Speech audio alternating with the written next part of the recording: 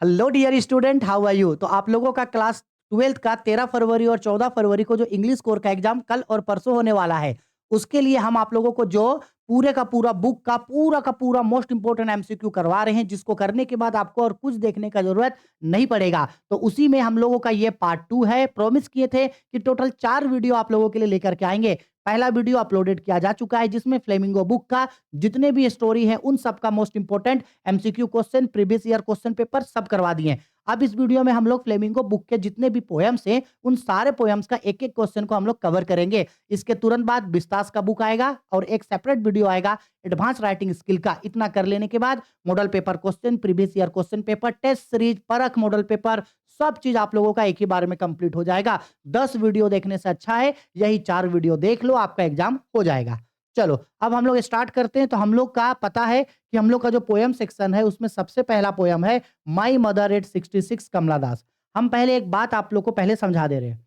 जितना भी आप लोगों का 5 पोएम है, उन सारे का सारा पोएम का आपको पोएट का नाम याद रखना है। प्लस आपको कम से कम एक बार सभी पोएम का एक बार आपको स्टेंजा को पढ़ लेना है।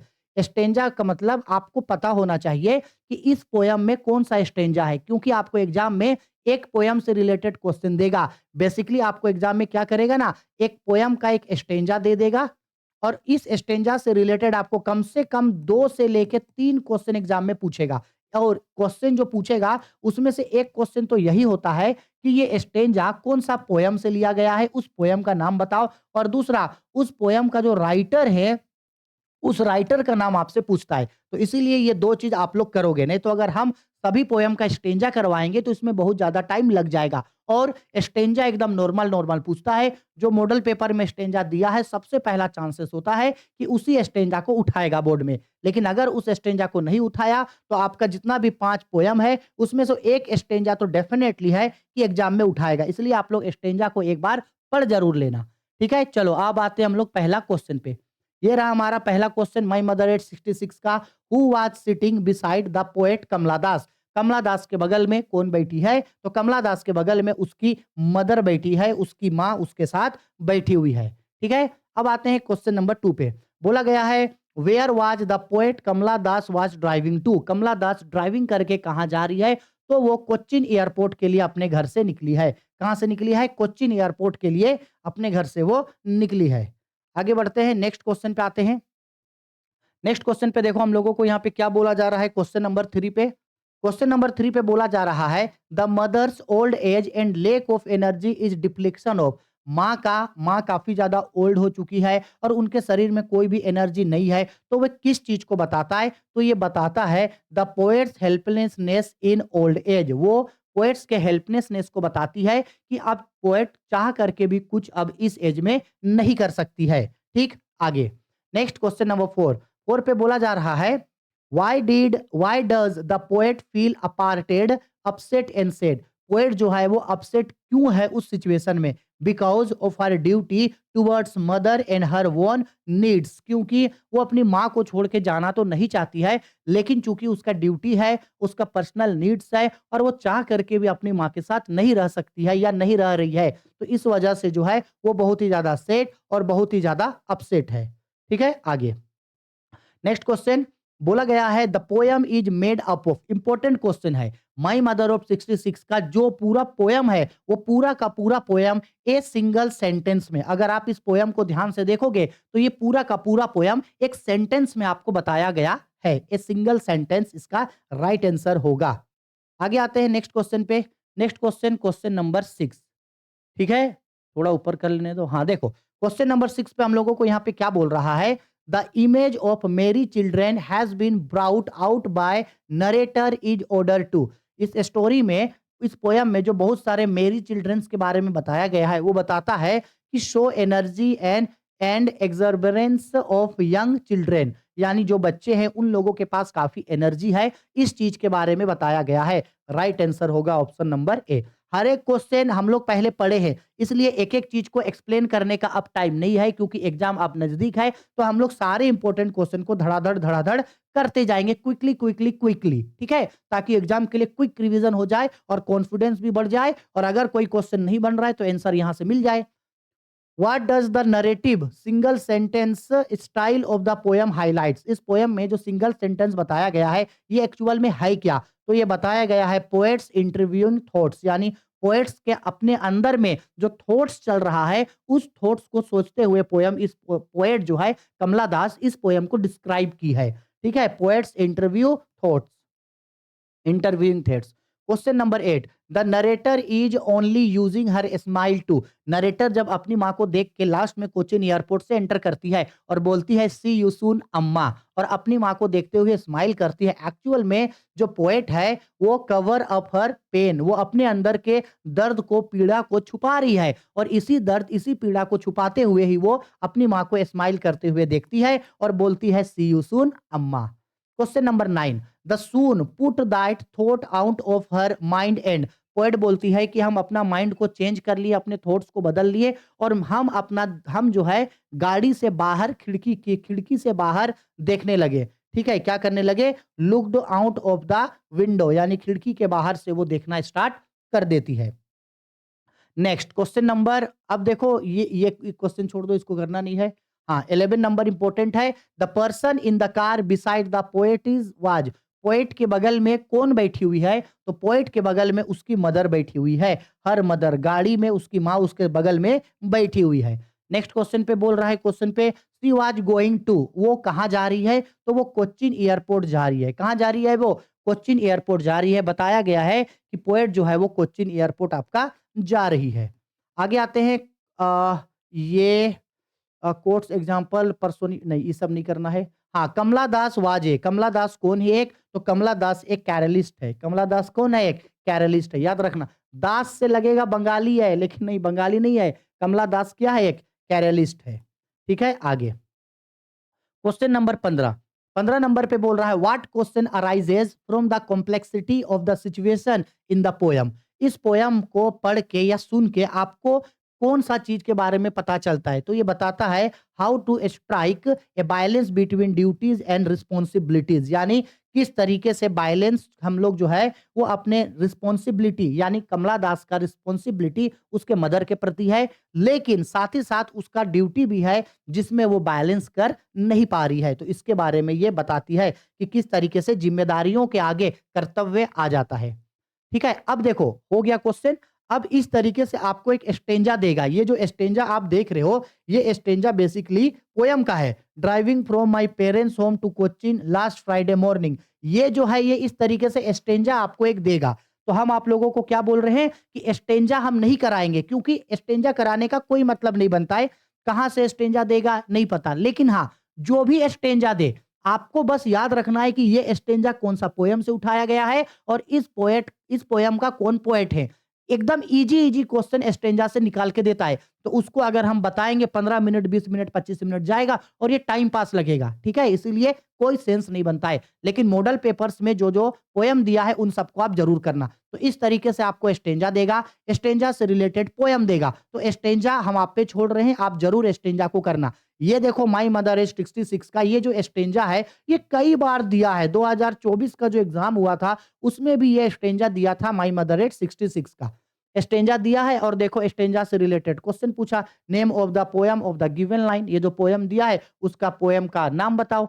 ऐसे ही इजी क्वेश्चन आपको पूछेगा। इसलिए हम बोल रहे हैं कि आपको स्टेंजा को पढ़ना पड़ेगा और आप जरूर पढ़ना। ठीक है, अगर एग्जाम में 90% स्कोर करना चाहते हो तो आपको स्टेंजा पढ़ना पड़ेगा।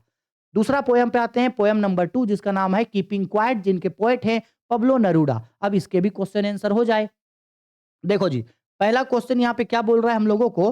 पहला क्वेश्चन बोला जा रहा है according to the poet wars are found have no. Poet poet Pablo Neruda ये बोलते हैं कि हम लोग चाहे कितने भी लड़ाइयां कर रहे हैं, कुछ भी कर ले, उनका कोई भी सर्वाइवल नहीं है, यानी लड़ाइयां ज्यादा समय तक नहीं चल सकती है, इसका कोई भी सर्वाइवल नहीं है, लास्ट में इसमें कुछ नहीं बचता है। ठीक है, क्वेश्चन नंबर 2, क्वेश्चन नंबर 2 पे बोल रहा है which image in the poem show that the poet condemns hate violence. मतलब इस पोयम में कौन सा चीज ऐसा है जो हेट कंडेम्स को आपको बताता है? मतलब हेट कंडेम्स का मतलब होता है किस चीज से को पढ़ करके यहाँ से हम लोगों को एक तरीके का नफरत टाइप का नहीं होता है, तो वो हेट टाइप का हम लोगों को यहाँ से क्या पढ़ के पता चलता है? रुको हमको ऑप्शन एक बार देखने दो। हाँ, देखते हैं option hates fisherman to harm whale, fisherman not to harm whale. हाँ, इससे पता चलता है। वार्स जो लड़ता है उसका कोई सर्वाइवल नहीं है, इससे भी पता चलता है। Poet refuse deals with death, और वो बोलता है कि डेथ से क्या डरना। हाँ, ठीक। इसका राइट आंसर होगा ऑल ऑफ दिस। ये सभी चीज़ों के बारे में हम लोगों को बताता है, ठीक है? सभी चीज़ों के बारे में हम लोग को बताता है। Next question, fisherman in the cold sea could not harm, वो मछुआरे जो ठंडे समुद्र में हैं वो किसको नुकसान ना पहुंचाएं, व्हेल मछलियों को वो कोई भी नुकसान ना पहुंचाएं। 2024 का एग्जाम और शायद 23 का एग्जाम में भी ये क्वेश्चन पूछा है। आगे आते हैं क्वेश्चन नंबर 4। क्वेश्चन नंबर 4 पे बोल रहा है what kind of movement could it when everyone is silenced, अगर सभी कोई चुपचाप शांत हो जाए तो वो मूवमेंट किस तरीके का होगा? तो वो बहुत ही ज्यादा एक्सोटिक मूवमेंट होगा। क्या होगा? बहुत ही ज्यादा वो एक्सोटिक मूवमेंट मेरे लिए होगा। क्वेश्चन नंबर 5 बोल रहा है what does the poet want people to do for a second, poet जो है वो लोगों से कुछ सेकंड के लिए यानी कि 12 सेकंड के लिए, 12 सेकंड के लिए पोएट क्या चाहते हैं? पोएट चाहते हैं कि सभी लोग to be silent and motionless, वो चाहते हैं कि सभी लोग एकदम चुप हो जाए और किसी भी तरीके का कोई सा भी मूवमेंट वो लोग ना करे, ठीक है? इसका आंसर देखना 5 का आंसर डी। कई जगह आपको इसका आंसर ए लिखा हुआ मिलेगा लेकिन इसका राइट आंसर होगा ऑप्शन नंबर डी, ठीक है? आगे नेक्स्ट में आ रहे हैं नोट मूव आवर आर्म्स, हम लोग अपने कंधों को ना हिलाएं। What does this expressions refer, ये एक्चुअल में क्या बताएगा? ये बताएगा कि sitting still without any movement, यानी ये बताता है कि आपको साइलेंट रहना है, किसी भी तरीके का कोई भी मूवमेंट नहीं करना है। ऑप्शन डी इसका भी राइट आंसर होगा। क्वेश्चन नंबर 7, 7 पे बोला जा रहा है what will happen if there are no engines and no crowd, क्या होगा अगर किसी भी तरीके का कोई भी इंजन यानी कि गाड़ी, शोर शराबा कुछ भी ना हो और ना कोई भीड़ हो, तो वो जो मूवमेंट होगा it will create perfect happy movement, ये बहुत ही ज्यादा हैप्पी और एक परफेक्ट मूवमेंट क्रिएट करके देगा। और ये पोएट के ओपिनियन है, हम लोगों का ओपिनियन नहीं है, पब्लो नेरूदा का ओपिनियन है ये। Question number 8 what are the different kinds of war mention in the poem, इस पोयम में किस किस तरीके के अलग अलग वार्स के बारे में बताया गया है? तो wars against humanity, wars against nature, wars against gas and fire, तो सभी तरीके के वार्स के बारे में इसमें बताया गया है। आगे what is always alive even when what is always alive even when everything seems to be dead और स्टिल, कौन सा चीज ऐसा होगा जो हमेशा जीवित रहेगा, हमेशा चलता रहेगा अगर सारा चीज हम लोगों का खत्म हो जाए या सारा चीज अंत हो जाए तो भी? Nature and earth and nature are always arrive, सब चीज खत्म हो जाएगा लेकिन फिर भी अर्थ और नेचर हमेशा जीवित रहेगा, ठीक है? चलो आगे नेक्स्ट आते हैं क्वेश्चन पे। बोल रहा है the type of wars that the poet talks about are, किस तरीके के वार्स के बारे में बताया है? Green wars, wars with gas, wars with fire, हाँ इसके बारे में बताया है। इसके बाद वर्बल वार्स के बारे में नहीं बताया है, टेक्नोलॉजिकल वारफेयर के बारे में नहीं बताया है, न्यूक्लियर वार्स के बारे में भी नहीं बताया है। तो राइट आंसर होगा ऑप्शन नंबर ए। आगे नेक्स्ट आते हैं क्वेश्चन पे। क्वेश्चन क्या बोल रहा है 11 number what is poet expecting from fisherman, poet जो हैं वो फिशरमैन से क्या एक्सपेक्ट करते हैं? तो वो एक्सपेक्ट करते हैं कि टू फाइंड मोर फिश नहीं, to go deeper to into sea नहीं, to think and stop harm the fish, हाँ वो चाहते हैं कि थोड़ा सोचो और जो मछलियों को नुकसान पहुंचा रहे हो वो नुकसान मत पहुंचाओ। क्वेश्चन नंबर 12 बोल रहा है what is the sadness in the poem that the poet speak about, किस तरीके के सैडनेस मतलब दुख व्यवहार को या दुखी चीज के बारे में बताया गया है? ये बताया गया है एक्चुअल में आपका violence because of unthoughtfulness of the people, क्योंकि ये जो वायलेंस हो रहा है ये वायलेंस हो रहा है आपका अनथॉटफुलनेस की वजह से। पीपल लोग कोई भी काम करता है और उस काम को करने से पहले वो कुछ भी नहीं सोचता है, इस वजह से वो पोएट जो है वो बहुत ही ज्यादा सैड है, ठीक है? क्वेश्चन नंबर 13 बोला गया what does heart hand refers to, heart hand यानी कि मछुआरे लोग जो समुद्र से नमक निकाल रहे हैं उनका जो हाथ छिल गया है वो क्या बताता है? वो बताता है growing in sensitivity of man to pain, ठीक है? ऑप्शन नंबर डी इसका राइट आंसर होगा। कुछ ज्यादा सोचना नहीं, इसका मतलब क्या है क्या नहीं है, सोच एमसीक्यू में तो सोचना ही नहीं है कुछ, इसका आंसर ये है, बस याद करके आगे बढ़ जाओ, खत्म कहानी।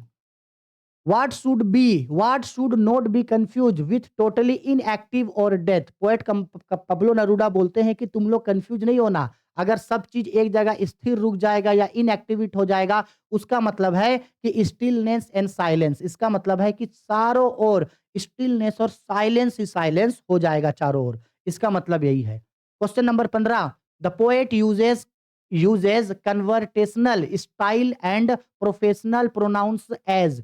किस तरीके से यूज करते हैं वो? To wants be intimate with mankind. हाँ, ऑप्शन नंबर ए इसका राइट आंसर होगा। 15 का राइट आंसर होगा हम लोगों का ऑप्शन नंबर ए। एक मिनट रुको, ए होगा।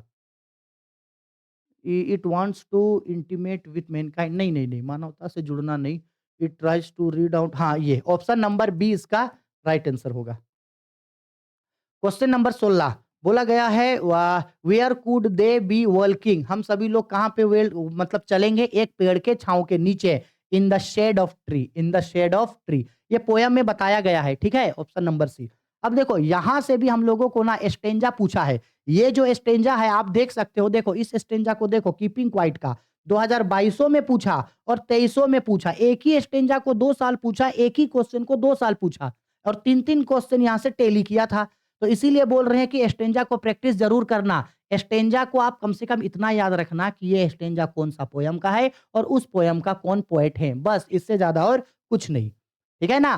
तो ये देखो स्टेंजा दिया नॉर्मल, इससे रिलेटेड देखो ये एक क्वेश्चन दिया, इससे रिलेटेड देखो 2 क्वेश्चन दिया, इससे रिलेटेड देखो 3 क्वेश्चन दिया। भाई 3 क्वेश्चन आपका हाथ में रहेगा। अगर स्टेंजा दे दिया तो बल्ले बल्ले रहना, 3 नंबर आपके हाथ में है।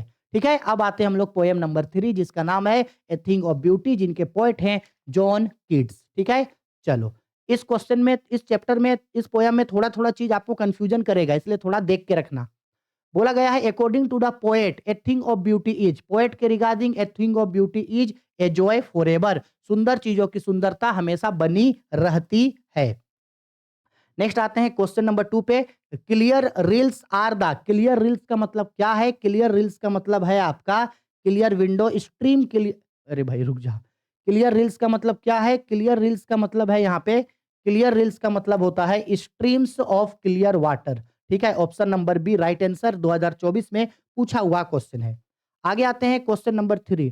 बोला गया है what makes of it self A cooling convert against the hot season. गर्मियों के दिनों में कौन अपने आप को एकदम आसानी से ठंडा कर देता है? तो ये द क्लियर रील्स। कौन अपने आप को ठंडा कर देता है? द क्लियर रील्स अपने आप को ठंडा कर देता है। ठीक है, नेक्स्ट क्वेश्चन नंबर 4 पे बोला गया है फ्रॉम आवर डार्क स्पिरिट्स, हमारे अंदर का जो डार्क स्पिरिट्स है ये क्या रिप्रेजेंट करता है, क्या दर्शाता है?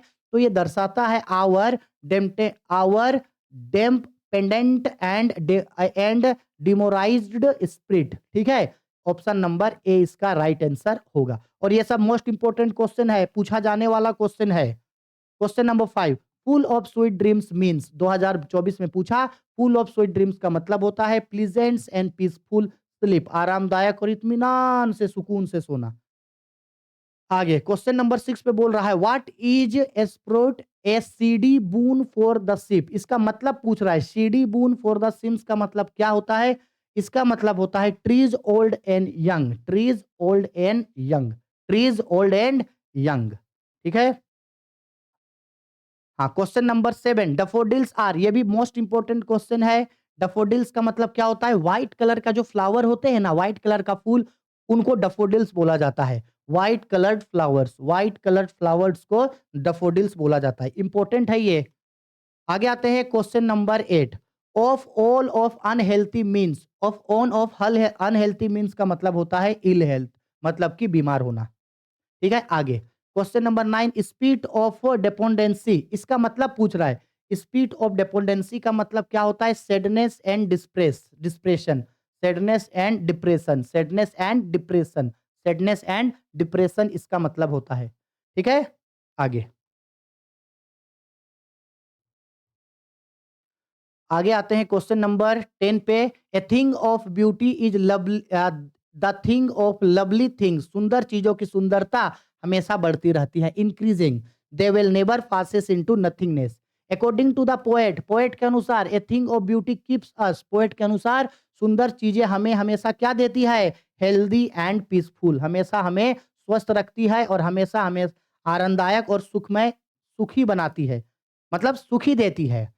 बोला गया है every morning we all are, हर सुबह हम लोगों को क्या करना चाहिए, अपने सर पे फूलों का एक एक तरीके का नहीं होता है वो क्या बोलते हैं क्या बोलेंगे उसको क्राउन, ठीक है? फूलों का गुलदस्ता इस तरीके से क्राउन बना के पहनना चाहिए। उसको बोला जाता है weathering a flower band. Flower band हम लोगों को पहनना चाहिए।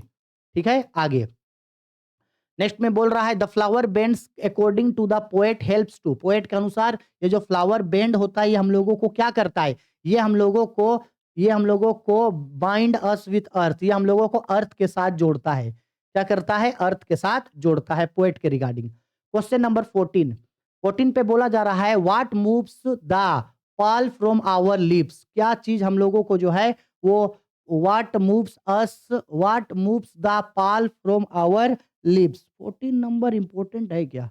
What moves the pall from our lips important तो नहीं है, लेकिन some strong winds, strong bonds, strong friendship, some shapes of beauty, हाँ, सम शेप्स ऑफ ब्यूटी इसका राइट आंसर होगा। इतना इंपॉर्टेंट तो नहीं है, लेकिन थोड़ा सा इसको देख लेना। अब देखो इसमें से भी इस तरीके से आपको स्टेंजा दे देगा। क्या करेगा, स्टेंजा दे देगा और इससे रिलेटेड आपको क्वेश्चन पूछेगा। तो फिर हम बोल रहे हैं स्टेंजा का प्रैक्टिस आपको कर लेना है, स्टेंजा का प्रैक्टिस आपको कर लेना है। 3-3 क्वेश्चन आप लोगों को स्टेंजा से पूछेगा, इसमें तो 4 गो पूछ दिया। ठीक है? अब आते हैं हम लोग पोएम नंबर 4 पे। आप बोलोगे कि सर आप स्टेंजा काहे नहीं करवा रहे प्रैक्टिस? हम अगर स्टेंजा करवाएँगे भी ना, कोई बेनिफिट नहीं है, कुछ भी बेनिफिट नहीं है। अगर आपको स्टेंजा याद नहीं रहा कि ये स्टेंजा कौन-सा पोएम का है, और देखो ये कोई बहुत बड़ा चीज़ नहीं है। आप एक बार बुक निकालो या यूट्यूब में सर्च करो, या यूट्यूब में नहीं, इंटरनेट पे जाके सर्च करो, जैसे पहला पोएम माई मदर एट 66, एक बार उस पोएम के लाइन को पढ़ लो। और याद रखना कि अगर पोएम में कहीं भी माँ का ज़िक्र हुआ तो माई मदर एट 66 का है, सुंदर चीज़ों का बात हुआ तो ए थिंग ऑफ ब्यूटी है। आया समझ में? कीपिंग क्वाइट बोला, क्वाइट क्वाइट बोला तो कीपिंग क्वाइट है। तो इतना ही आपको चीज़ों को याद रखना है और कुछ नहीं। फिर उसी से रिलेटेड तो क्वेश्चन आपको पूछेगा। झूठ-मूठ का इसमें टाइम वेस्ट करने का कोई फ़ायदा नहीं है। हम प्रैक्टिस करा देंगे, आपको अगर चीज़ याद नहीं रहा कि ये पोएम किसका है, तो सारा यूज़लेस है। अब आते हैं road side stand Robert frost के द्वारा लिखा गया है। पहला क्वेश्चन में आते हैं। बोला गया है who wanted to feel the money at hand and from home, कौन चाहते हैं कि उन वो भी पैसा कमाए और किन से? तो द रूरल फ्लोक, गांव के लोग चाहते हैं कि वो भी पैसे कमाए, किससे? सिटी पीपल से, शहर के लोगों से। नेक्स्ट क्वेश्चन बोल रहा है what was the road side stand build, road side stand क्यों बनाया गया है या क्यों बनाया जाता है? तो वो बनाया जाता है टू अर्न सम मनी, ताकि वो लोग भी कुछ पैसे कमा सके। आगे आते हैं क्वेश्चन नंबर 3 पे। 3 पे बोल रहा है what stood on edge of the road, road के बगल में किन चीजों को, मतलब किन चीजों को दर्शाया गया है? तो स्मॉल ओल्ड हाउस, पुराने छोटे-छोटे घर हैं, उसी घर में जो है वो आपका रोड साइड स्टैंड बिल्ड है। लेकिन एक्चुअल में रोड के बगल में जो है ये स्मॉल ओल्ड हाउसेस को डिस्क्राइब किया गया है। ठीक है? बी इसका राइट आंसर होगा, याद रखना। आते हैं आगे question number 4।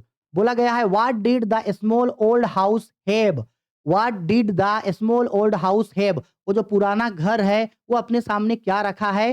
Huge doors and Windows, बहुत बड़ा दीवार और मतलब डोर्स और विंडोज है? नहीं, ए टीनी न्यूली कंस्ट्रक्टेड शेल्टर। हाँ, उन लोगों का जो घर है वो एकदम छोटा घर है और अभी नया-नया घर बना है और ठीक से वो घर बन के भी कंप्लीट नहीं हुआ है। तो ऑप्शन बी इसका राइट आंसर होगा।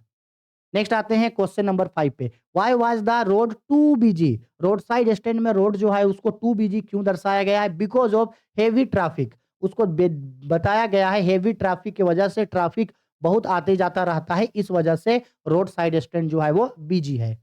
आगे क्वेश्चन नंबर 6 पे बोल रहा है क्वेश्चन पे what did the case follow provide to poor people, poor people के लोगों को अगर केस मिलेगा तो इससे क्या होगा?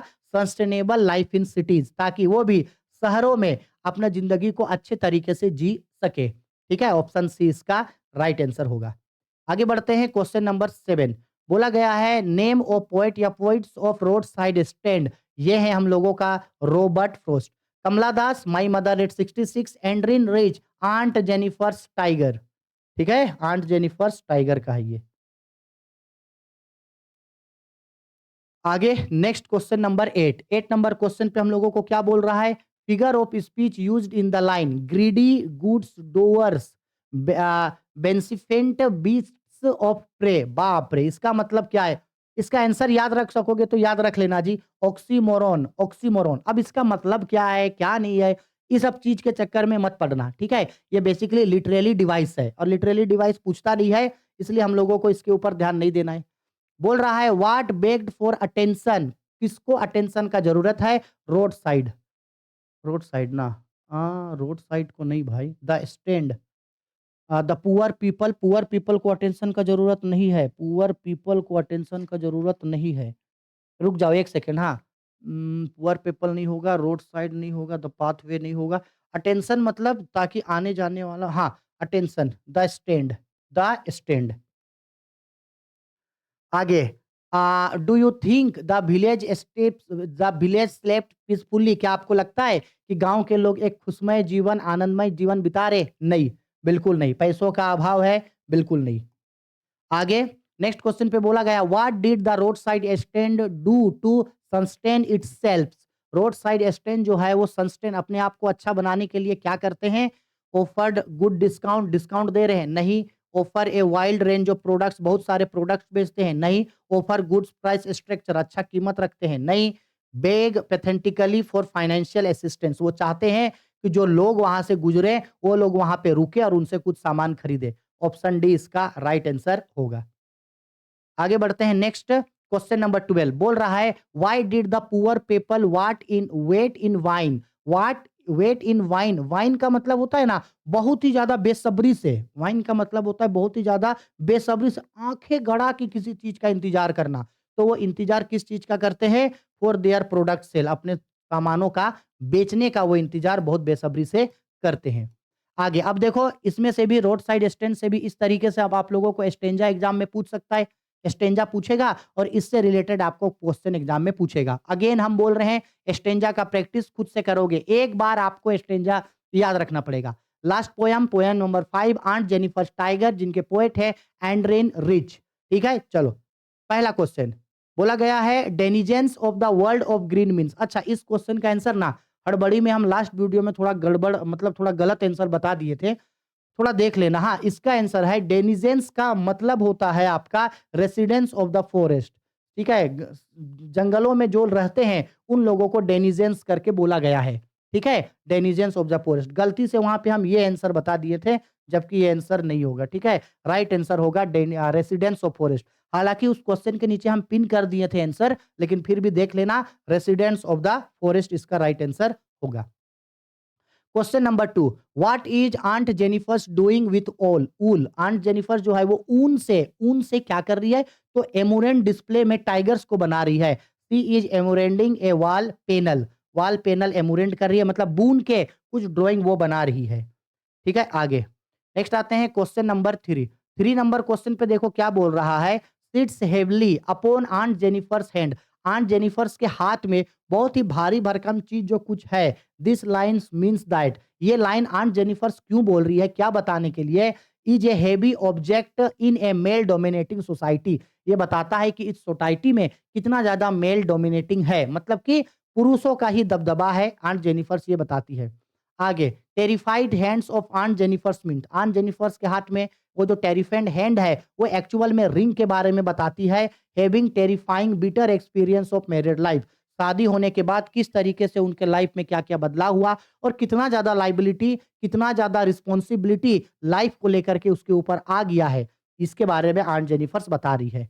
आगे आते हैं क्वेश्चन नंबर 5 में, aunt Jennifer's family consist of, aunt Jennifer's की फैमिली में आंट जेनिफर्स किसको किसको बताती है? अपने आप को बताती है और अपने हस्बैंड के बारे में वो बता रही है। पूरे पोयम में आंट जेनिफर्स अपने और अपने हस्बैंड के बारे में डिस्क्राइब की है। Next question number 6, the tigers are not afraid of, tigers को किस चीज का डर नहीं है? तो टाइगर्स नहीं डरते हैं द मैन बेंथेड द ट्री, यानी कि उस पेड़ के पीछे जो भी लोग छुपे हुए हैं उसका डर जो है वो जंगल के लोगों को नहीं है। किसके लोगों को? जंगल, मतलब कि आंट जेनिफर्स टाइगर्स में जो टाइगर्स को बताया गया है, आंट जेनिफर्स टाइगर्स में जो टाइगर्स को बताया गया है, पेड़ों के पीछे में, पेड़ों के पीछे में जो लोग छुप के बैठे हुए हैं पेड़ों के पीछे में, उनका डर उन लोगों को नहीं है। आया समझ में मेरा बात? ठीक है, तो इसका राइट आंसर होगा option number D. Question number 7, 7 number question पे बोल रहा है the the peace refers to human beings the tiger. Peace मतलब सबसे आनंदमय तरीके से कौन जी रहा है, तो टाइगर्स को बताती है। टाइगर्स को आंट जेनिफर्स बताई है। स्लिक टाइगर्स मीन्स, इसका मतलब क्या हुआ भाई? इसको छोड़ दो ना, ये नहीं पूछेगा। The poem aunt Jennifer's tigers is written by, किसके द्वारा लिखा गया है? एंड्रिन रिच के द्वारा लिखा गया है। एंड्रिन रिच के द्वारा लिखा गया है। आगे aunt Jennifer's tigers are actually, important question है। आंट जेनिफर्स टाइगर में जो आंट जेनिफर्स के टाइगर्स हैं वो एक्चुअली में क्या है? वो एक एमुरेट टाइगर्स है। क्या है? एमुरेट टाइगर्स। आंट जेनिफर्स ऐसे बून बून करके टाइगर्स को बनाई है। आगे, what do the tigers do on the screen? आन जेनिफर्स टाइगर्स, ये जो स्क्रीन में टाइगर्स को जो दिखाई है, वो टाइगर्स ऐसा लग रहा है ना कि एक जगह से दूसरे जगह जंप कर रहा है। तो जंप करने को ही बोला जाता है प्रेसेंस। क्या बोला जाता है? प्रेसेंस इसका राइट आंसर होगा। आगे नेक्स्ट क्वेश्चन पे बोल रहा है the poet describe the colour of tigers are. ये भी इंपॉर्टेंट है कि पोएट जो है वो टाइगर्स का कलर को किस तरीके से डिफाइन बताई है, तो टोपज कलर्ड का। टोपज मतलब नहीं होता है पीला पीला टाइप का, लेकिन उसमें थोड़ा सा काला कालापन होता है, इस तरीके का कलर को बताया गया है। ठीक हो गया। और इसमें से भी आपको हो सकता है इस तरीके से एक पोयम दिख जाए और उस पोयम से रिलेटेड आपको इस तरीके से जो है आपको 4-5 क्वेश्चन, मतलब 3 क्वेश्चन आपको पूछ दे पोयम से रिलेटेड। अब आता है बिस्तास बुक। बिस्तास बुक में क्या है हम लोगों का? The third level. तो इसके तुरंत बाद थर्ड लेवल का वीडियो हम आप लोग को डाल देंगे। थर्ड लेवल, सॉरी क्या बोल रहे हैं, बिस्तास का बुक आएगा। इसके बाद बिस्तास का जितने भी बुक्स हैं उन सबका इंपॉर्टेंट ऑब्जेक्टिव्स बता देंगे। इसके बाद एक वीडियो आएगा एडवांस राइटिंग स्किल का, आज ही आएगा। इतना कर लेने के बाद बस आपको इससे ज्यादा और कुछ भी करने का जरूरत आप लोगों को नहीं पड़ेगा। ठीक है, चलो वीडियो पसंद आई है, लाइक करो, शेयर करो, कमेंट करो। कोई भी डाउट है, अगर आपको लगता है हम कोई क्वेश्चन का आंसर जल्दी जल्दी में थोड़ा गलत बता दिए, तो आप बेझिझक वीडियो के कमेंट बॉक्स पे हमको कमेंट करके बता सकते हो। ठीक है, बाय, टेक केयर।